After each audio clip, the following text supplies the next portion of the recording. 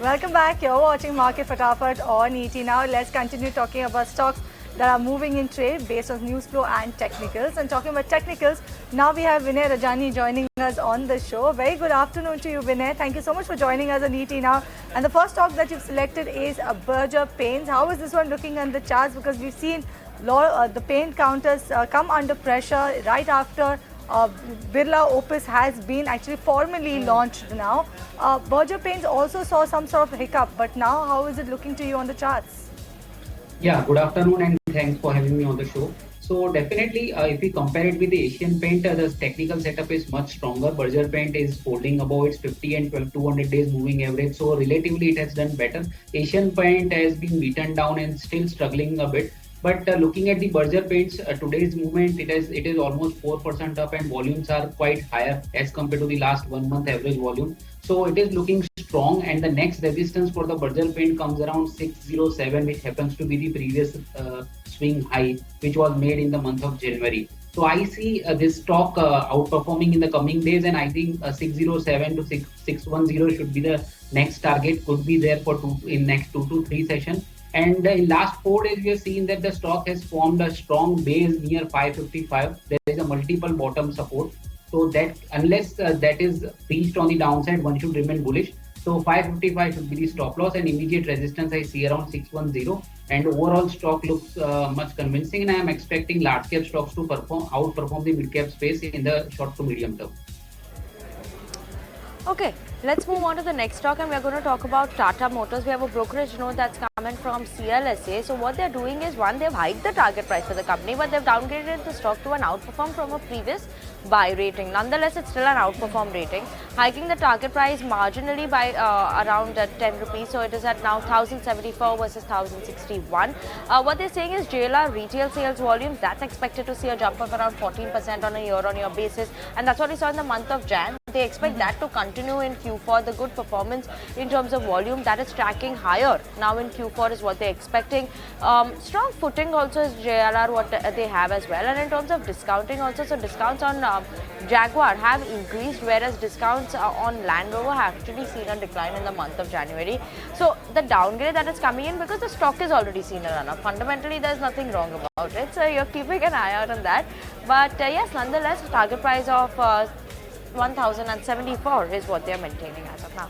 All right, Tata Motors there, no doubt CLSA is downgraded, but it's a downgrade from a buy to an outperform. So there's nothing wrong. I mean, there's nothing bad still that they're highlighting, exactly. so it's the fine. fact being that they're still positive on this particular counter. But Vinay, let's talk about Bharat Electronics. Are you positive on this one while looking at the charts? Because yes, after a consolidation, after a sharp rise and consolidation, the stock is back into winning ways. Yeah, so good thing about Bharat Electronic is it is PSU stocks, and yesterday we saw that PSU stocks, most of the PSU stocks witnessed a profit booking and the trend reversal. But BEL is one of the stock which remained resilient in yesterday's trade also. Today also it is just 0.5% down. So for last 3-4 sessions it has been consolidating, but as we can see on the chart, it is near its all-time high, and it is one of the outperformer in the PSU space. So I think there is this different strength in the this defense PSU stocks. So the support I see is around 194. Keeping that stop loss in mind, one can continue to hold on this stock because very few stocks are holding near their all-time highs, which in the PSU segment, and this is one of the stock which I like from the PSU space.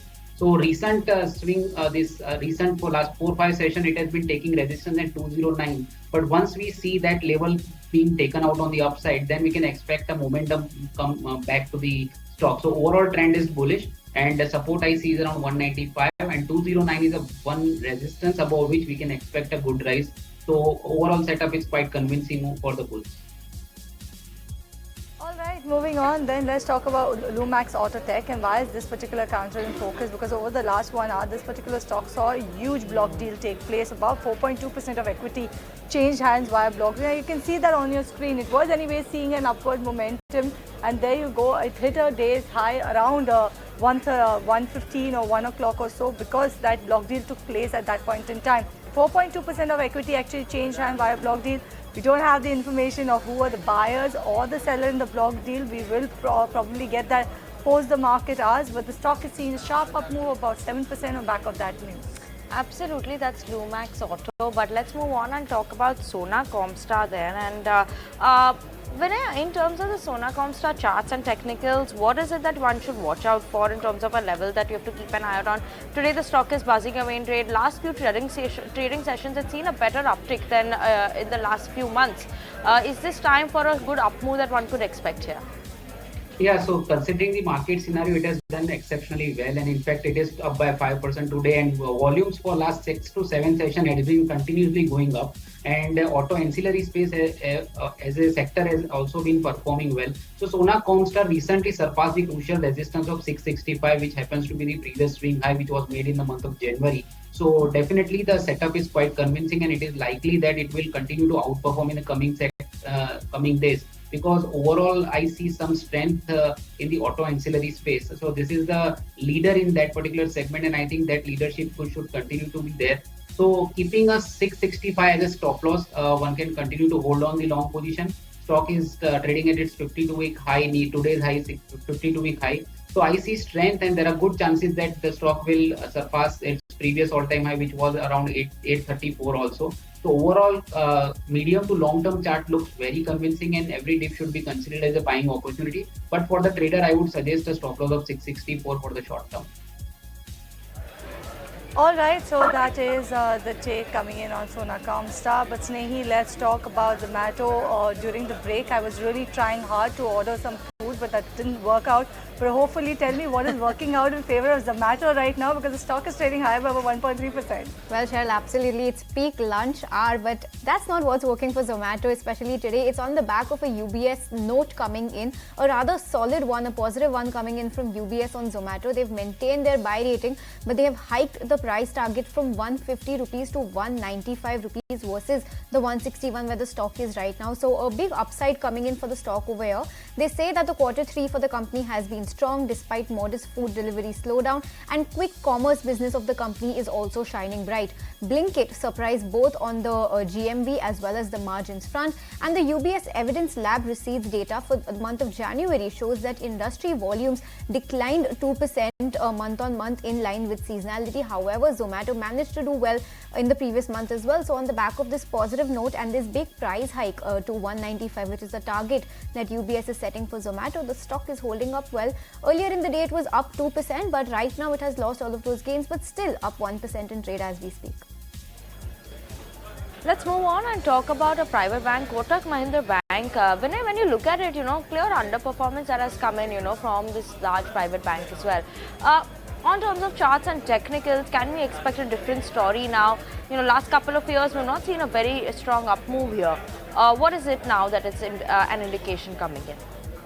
Yeah, so definitely, as you said, that the trend has been bearish, and it is one of the biggest underperformer if you were to look at the banking space. And PSU banking space has outperformed and outsmarted the private banking segment. But within the private sector also, if we compare it with the ICICI Bank, the setup has been bearish and it has been underperformer as compared to the ICICI Bank. So, but looking at the chart right now, I can see that it has reached a long-term support in 2022, in 2021 and 2023. So for last 4 years, this stock has not breaking the level of 1625 to 1650. You can say there is a long-term support between this range 1625 to 1650. Multiple bottoms are there which were there in 2021, 2022 and 2023 also. So now after falling this much and after underperforming this much, if the large cap stock like Kotak Mahindra Bank comes at this support, we should give respect to it. And I think at this level, I would not suggest going short. So if traders are holding short, then short should be cut, because it might happen that it could go down by 3-4%. But as I see a long-term support around 1620 to 1650,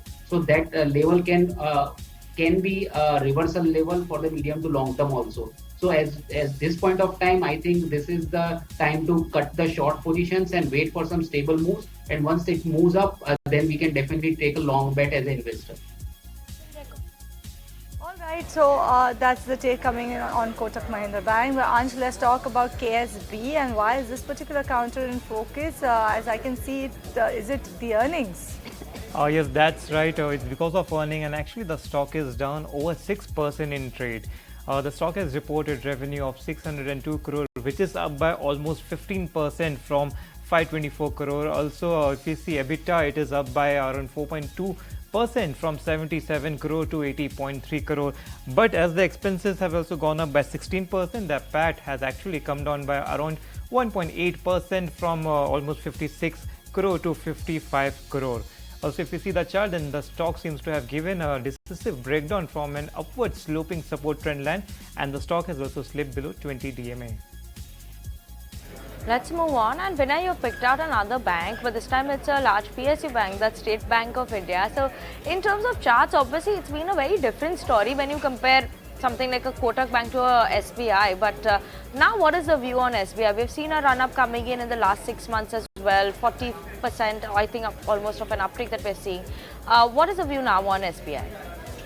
So in the month of February, we have seen that stock has gone up by 17% at this price, and stock is continuously going up. And no doubt, it looks like in last 2-3 months it has gone up and outperformed the private sector banks. But this outperformance has come after a long time. So PSU banking space has started outperforming the private sector banks after a long time, and this breakout I think will last for a long. So the large scale PSU bank SBI looking stronger, though we have seen some profit booking or running correction in last 7-8 session. But I think every dip is a buying opportunity. The current formation on the chart is like a bullish flag formation, which is a continuation pattern. So it is a running correction in overall bull market, and overall setup is quite convincing. So if market stables, if market goes up from here, then I think PSU banks will outperform and SBI will outperform the other private banks space also. So not only SBI but other PSU banking like BOB and PNB are also looking convincing. So sector strength is there. So I would suggest that one should remain long, and once we see market is getting stabilized, definitely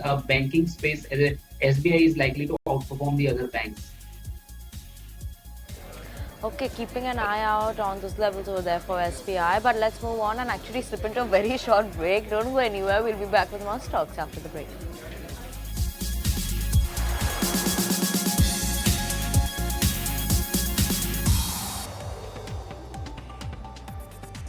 Welcome back. You're watching Market Fatafat on ET now. Let's keep it going with all the stocks that have been buzzing in trade today.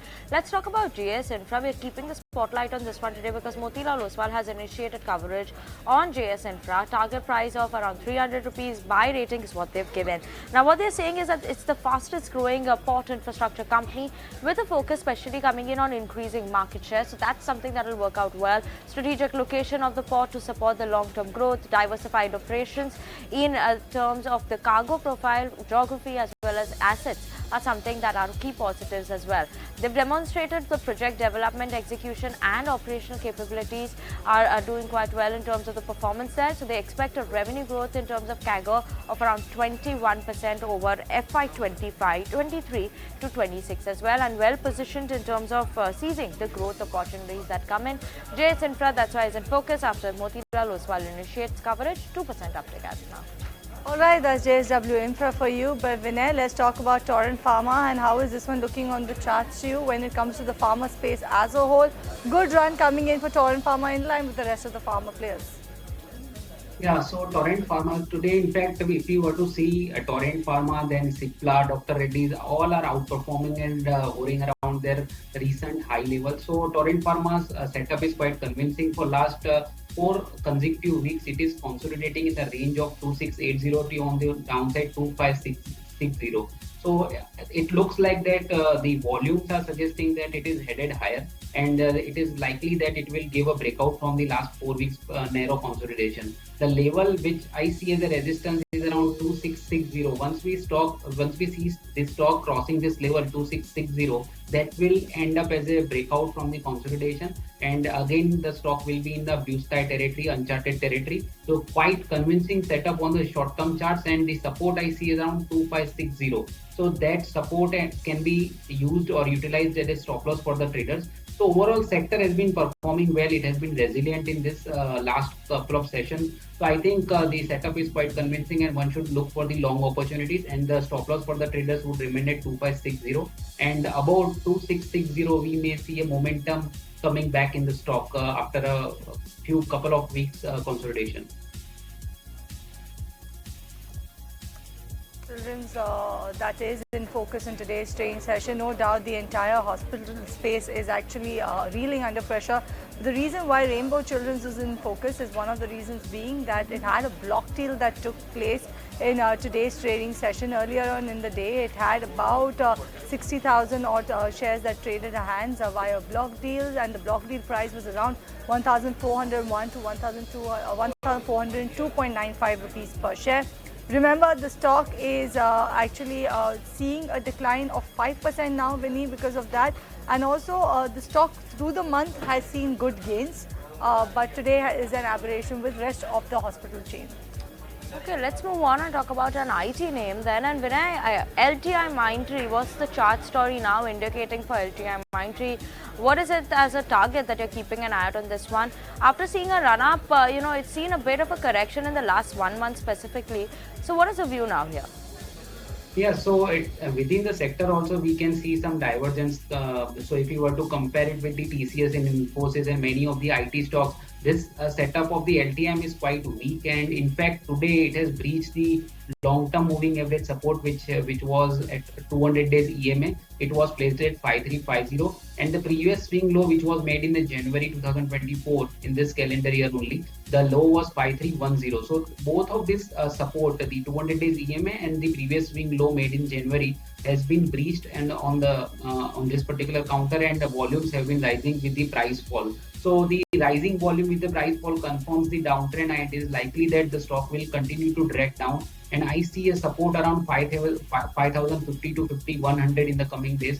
So it might happen that the stock like LTI Mindtree will underperform the IT sector as well as the overall market. So technical suggests that there should be a 5 to 7% further correction on the stock. And unless we see stock crossing 5,500 on the upside, we should remain bearish in this particular stock.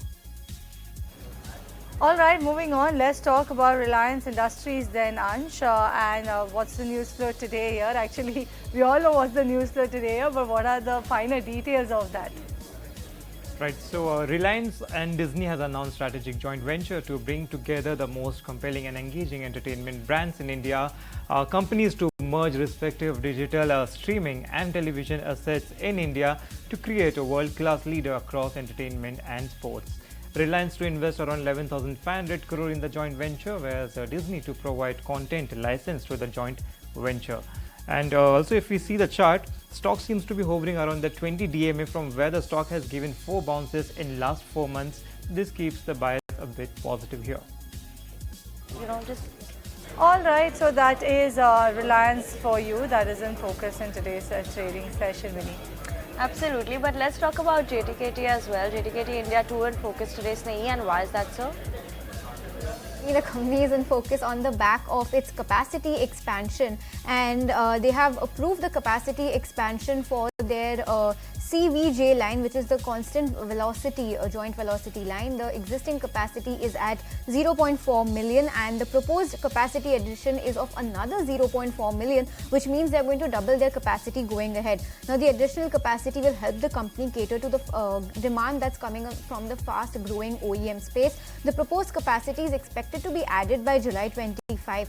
Now, while the quantum of the investment that is going to be required for this capacity addition is not finalized, and the board will be meeting to talk about this, the mode of financing is expected to be a mix of internal accruals as well as external borrowings. So, while on the back of this capacity expansion, the stock is up almost 3.5%, more than 3.5%, almost 4% as we speak.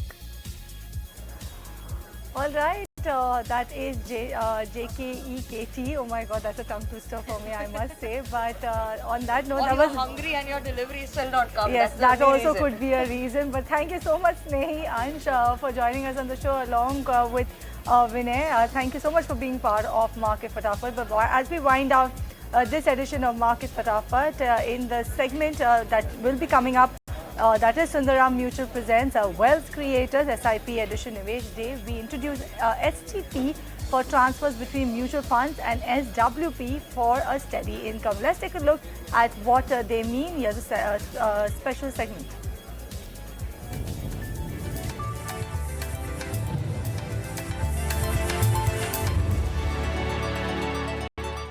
Hey there, welcome to Sundar Mutual Fund presents Wealth Creators SIP Edition Nivesh Day. I'm Shrishti Sharma. And I'm Cheryl D'Souza, and today we are actually diving into a very interesting topic, Shrishti, which is known as like a hack actually for the retirees to manage their money. It's two ways, STP and SWP. But what are STP and SWPs, you ask? Let's unravel this because STP stands for Systematic Transfer Plan. It's like moving money from one investment to another in bite-sized chunks. Exactly. Imagine actually you've got a lump sum from your investment or retirement savings and you're actually not sure where to go ahead and park it. So you have STP that actually lets you transfer a fixed amount regularly from one fund to another. So for example, you can start an STP from a low-risk fund, say like a debt fund or so, to your high-risk investment like equity funds. This is shielding the lump sum from market fluctuations and also leveraging the advantage of rupee cost averaging. Smooth indeed. And what about SWP? Well, on the flip side, Shrishti, SWP or Systematic Withdrawal Plan involves transferring some funds at a predetermined frequency from your mutual fund to your bank while the rest of your investment is in the fund that aims to provide returns and that can actually go ahead and surpass inflation. So retirees can use SWP to get a monthly paycheck from their investments, right, Cheryl? Absolutely, Shrishti. Suppose you've built a good sum in your mutual fund. SWP lets you withdraw a fixed amount every month, just like a regular income. It's like creating your own pension. That sounds handy. STP for a reliable transfer and SWP for a steady income. Absolutely. It's a smart way for retirees to go ahead and balance risk and also in turn get a steady cash flow. Well, there you have it. STP and SWP can be retirees' secret weapons for managing money after retirement. And that's a wrap for today. See you soon with more insights right here.